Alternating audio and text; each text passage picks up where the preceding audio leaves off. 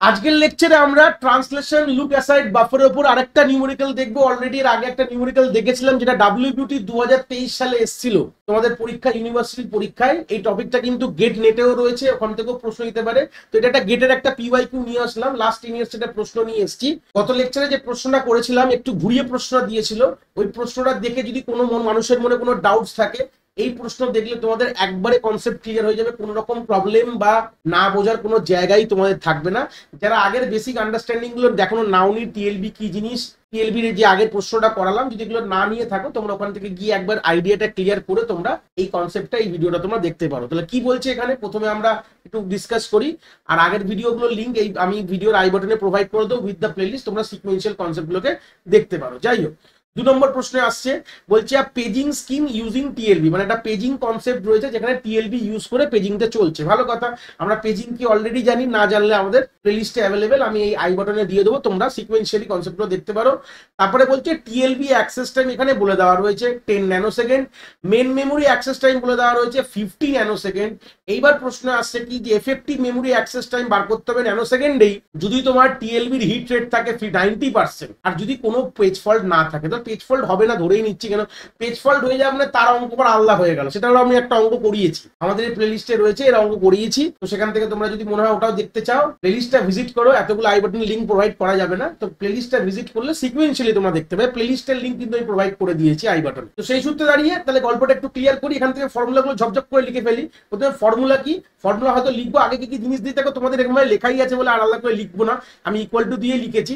টিএলবি access time 90%, 10 nanosecond বলেছে, main memory access time হচ্ছে 50 nanosecond. তো এখানে বলছে টিএলবি হিটটা বলেছে 90, তাহলে আমি লিখি এখানে টিএলবি হিট হচ্ছে 90%। তো 90% মানে কি 0.9 হয়ে গেল, ভালো কথা, এর আগের অঙ্ক তো তাই ছিল।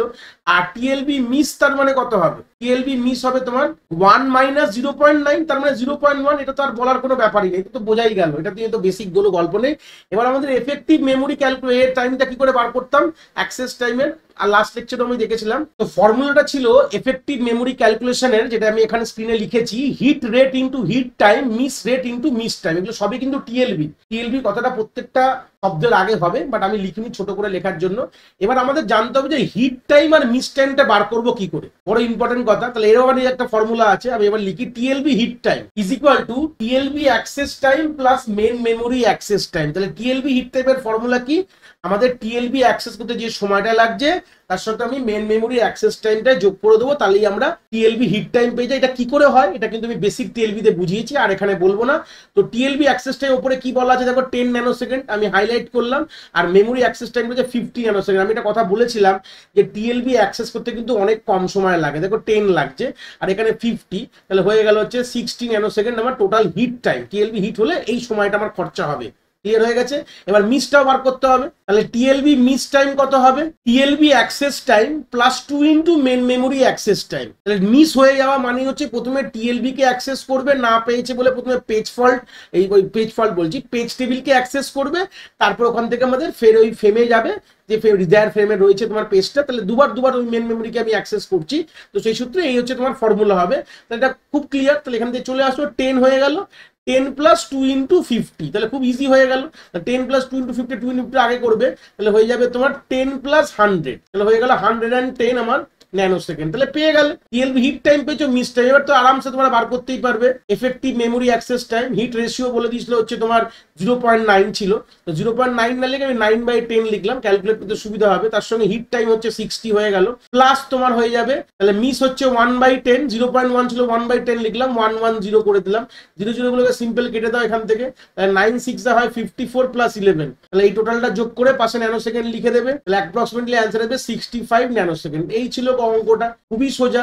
আগের যে প্রশ্নটা ডাব্লিউবিটি তে দিয়েছিল, যেটা আমি করিয়েছিলাম, আর এই প্রশ্ন যেটা দেখলে, এটা ডাইরেক্টলি তোমাকে টিএলবির অ্যাক্সেস টাইম দিয়ে দিয়েছিল, তাই তোমাকে টিএলবি অ্যাক্সেস টাইম ধরে করেছো। যারা আগের লেকচার দেখে যদি কোনো ডাউটস থাকে এই লেকচারে ক্লিয়ার হয়ে যাওয়া দরকার, তাই জন্য আমরা আগের লেকচারে টিএলবি অ্যাক্সেস টাইমটা দেয়নি বলে আমরা ডাইরেক্টলি ধরে নিয়েছিলাম যে আমাদের মেন মেমোরি অ্যাক্সেস টাইমটাই হচ্ছে আমাদের টিএলবি হিট হলে আমাদের ডাইরেক্ট মেন মেমোরিকেই অ্যাক্সেসের সময়টা, কিন্তু ওটা বলে দেওয়া নেই। আমি ওটা নেগলিজেবল ধরেছিলাম, বারবার বলেছিলাম ওখানে, এখানেও বললাম, আর এখানে যেহেতু বলে দিয়েছে বলে তোমাকে ধরতে হয়েছে। ওখানে কিন্তু এখন দেখো এখানে মিস টাইমে কিন্তু আমরা টিএলবি অ্যাক্সেস টাইমটাকেই ধরলাম, কিন্তু ওখানে কিন্তু একটা কথা বলেছিল TLB service time, TLB miss service time. যারা আগের লেকচার দেখে এসছো, হতেই পারে অনেক স্টুডেন্টদেরও আগের লেকচার দেখে তো পুরো জিনিসটা ক্লিয়ার হয়নি বলে এই লেকচারটা আমি আরেকটু বলে দিলাম। তো ওখানে কিন্তু আবার আলাদা করে কিন্তু এই মিসের জায়গায় এখানে সার্ভিস টাইম দিতে হবে, টিএলবি মিস সার্ভিস টাইম বলেছিল যারা আগের প্রশ্ন দেখে এসছো। তো সেই সূত্রে গল্পটা এখান থেকে একটা আইডিয়া তোমাদের ক্লিয়ার হয়ে গেল যে আগের প্রশ্নটা একটু কাস্টমাইজ প্রশ্ন ঘোরানো ছিল, এটা খুব ডাইরেক্ট প্রশ্ন ছিল, দুটো প্রশ্ন করালাম। আশা করি টিএলবি দিয়ে এর থেকে আর ডিফিকাল্ট কোনো প্রশ্ন হওয়ার জায়গা নেই। আগামী দিনে যদি এরকম কোনো প্রশ্ন হয় তোমরা আরামসে টিএলবি করতে পারবে। আশা করি কনসেপ্ট তোমরা এখান থেকে খুব ভালো করে বুঝতে পেরেছো।